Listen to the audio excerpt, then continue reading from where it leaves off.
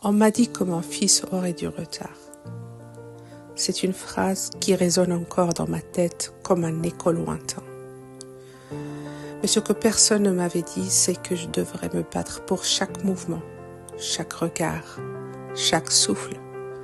Des choses que tout le monde considère comme acquises. S'asseoir, tenir sa tête, explorer le monde sont devenues pour moi des montagnes russes émotionnelles. Et dans ce combat, je suis le seul rempart d'Anir.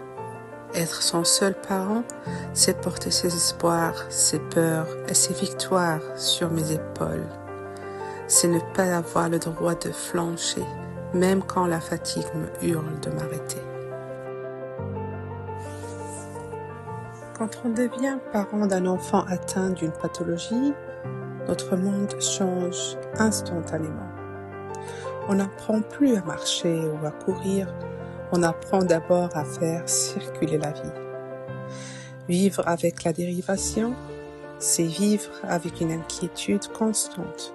Est-ce que le liquide circule? Est-ce que la valve fonctionne? Pendant presque un an, j'ai vécu dans un brouillard de doutes et de fatigue extrême. Quand on est seul, les nuits sont plus longues. On guette le moindre signe de détresse. On a peur qu'il ne respire plus ou qu'il se fasse du mal parce que son petit corps est encore trop fragile.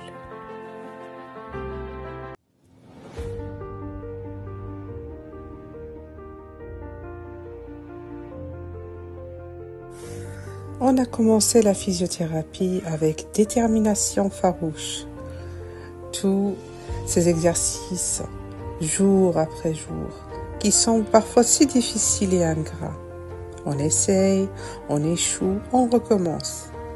Anir n'avait pas encore la force, mais il avait déjà cette étincelle dans les yeux. Mon rôle n'était pas seulement de l'aider physiquement, mais de l'encourager quand ses propres muscles le trahissaient.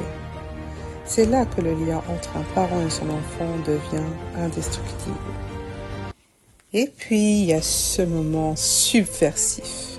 À 2 ans seulement, pas de grands pas, pas de course folle, juste s'asseoir, seul. Pour beaucoup, c'est un geste banal.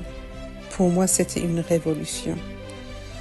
J'ai pleuré de tout mon cœur, parce que ce geste, c'était son cadeau d'anniversaire pour moi, mais surtout pour lui-même.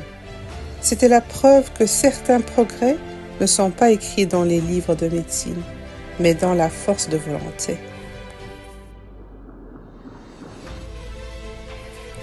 Aujourd'hui, Anir continue son chemin. Il avance à son rythme, un peu à gauche, un peu à droite, cherchant son équilibre. Chaque petit progrès est une victoire immense. À tous les parents, et surtout à ceux qui mènent ce combat seuls, comme moi. Ne sous-estimez jamais la puissance des petites victoires. Ils sont le moteur de nos vies.